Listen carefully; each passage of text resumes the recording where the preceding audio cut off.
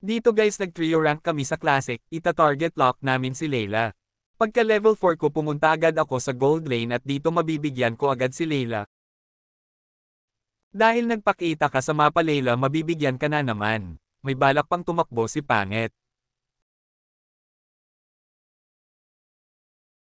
Dito guys mag-aabang lang sana ako kaso nakita ko si Layla. May kasama pang Pangit pero mabibigyan ko pa din siya.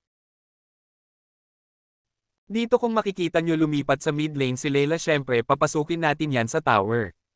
Damay na din natin yung robot. Dito paalis na sana ako kaso nakita ko yung dalawa na patipi-tipi syempre sasali ako.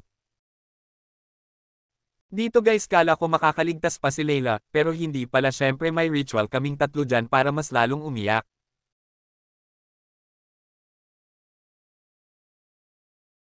Dito nakita ko si Layla na nasa bush syempre bibigyan natin yan, sabay ritual. Balak ko sana bigyan si Balmond dito kaso ang dami pala nila, syempre priority natin si Layla kaya mabibigyan na naman siya.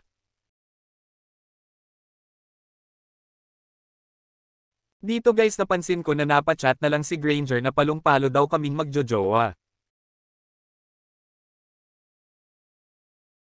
Habang nakuha ako ng red buff sumugod yung robot kaya mabibigyan siya, balak ko pa sana abutin si Layla pero sa kasawian palad si Granger ang nabigyan. Dito guys tignan nyo kung paano ma-one hit si Layla kahit nasa tower. Dito guys nakita kong mabubuhay na si Layla kaya anabangan ko na agad tignan nyo kung paano ulit siya ma-one hit. Maraming salamat sa panunood mga idol, supportahan nyo na din ako para mas lalo pa akong ganahan gumawa ng mga videos.